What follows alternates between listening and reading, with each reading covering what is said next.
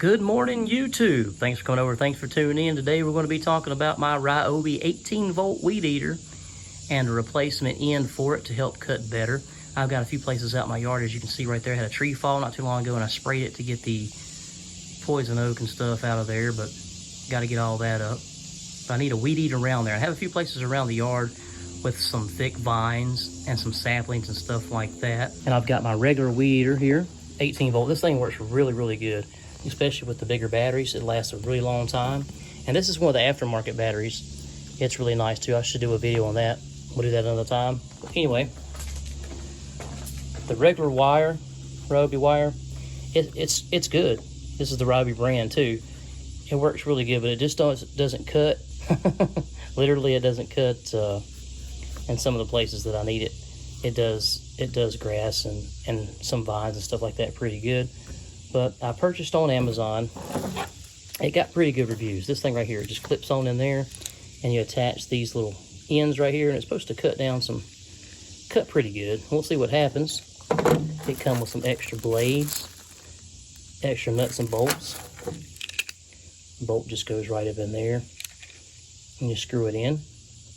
It got mostly good reviews, so we're going to try it out. It wasn't that much, and I'll put a link below in the description too, guys, if you want to check it out, if you have a Ryobi weed eater.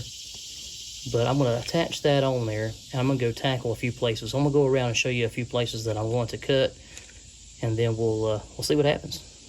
It's early in the morning. I'm trying to get out here before it gets too hot. It's already getting warm already, but as you can see here, I had a treetop fall, and I kind of want to weed eat some of that around there so I can get in there with some gloves without getting poison oak. I already tried to get it up one time and got eat up with poison oak, poison ivy, really bad when it first fell, so I left it alone and sprayed around it really good. Let's go show you another spot. And here at the back of the property, about right there is my property line at the back of the house here. And I've got this little knoll all in the back of my property here. The dog likes to go back there and go to the bathroom and whatnot. She's got her little trails. But anyway, I've got a bunch of saplings coming up right here that I want to get down before they get too thick. So I've got a bunch of that I want to cut. Got a bunch of the vines. Not even sure what it is, but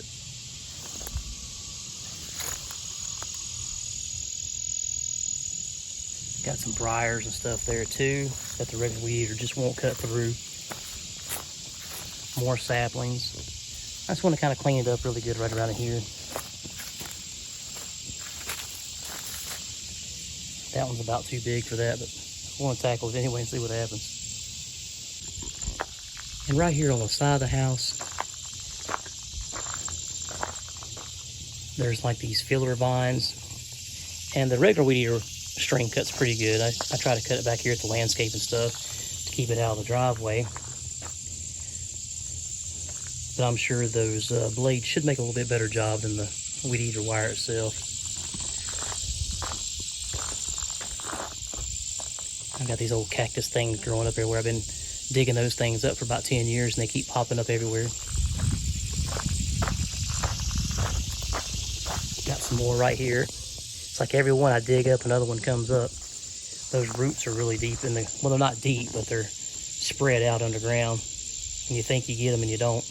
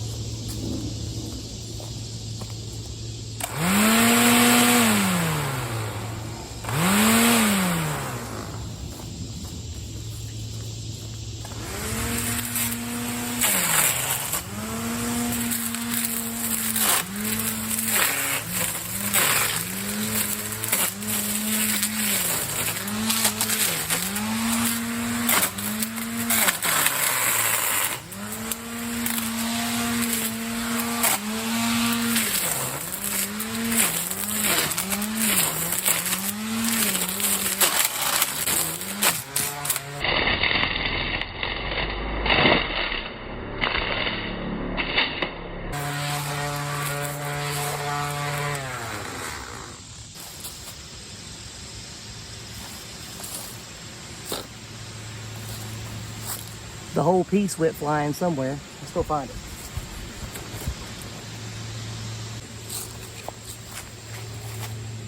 It fell off. Everything's still intact.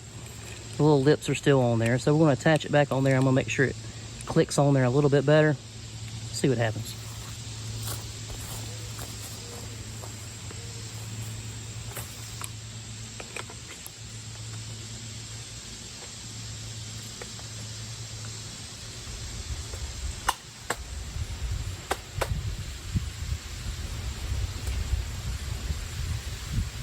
It was working pretty good. Let's try that again, see what happens.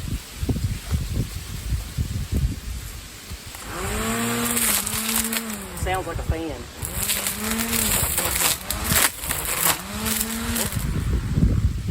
Yeah, safety first.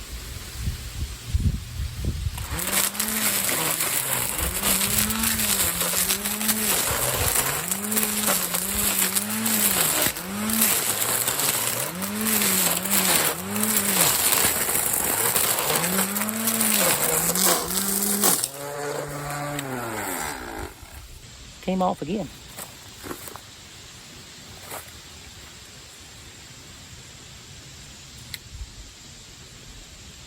I see it over there. It's kind of strange. I don't know why it keeps falling off.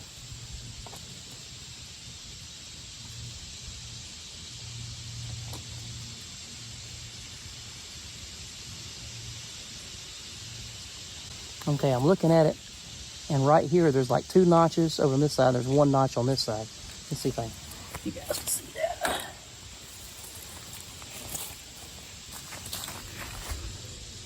There you go. And you can see right here on the top, right here, there's like 2 notches that look like a power outlet. There's 1 right here.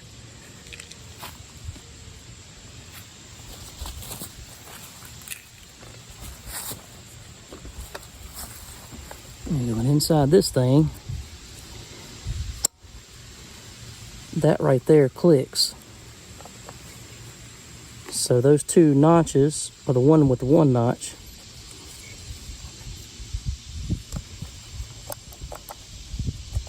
needs to go right up in there. I think that's what I'm doing wrong. Well, I'll try it a couple different ways, see what happens. It's not seating in there correctly.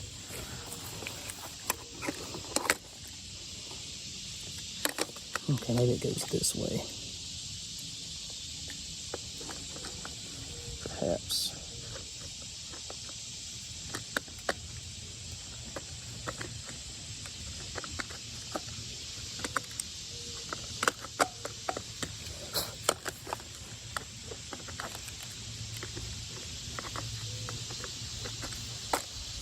Okay, it looks like it's going in that way.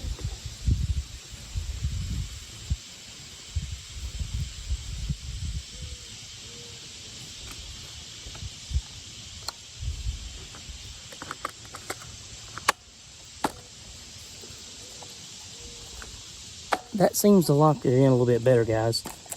I must not have had it in there correct, but we'll find out.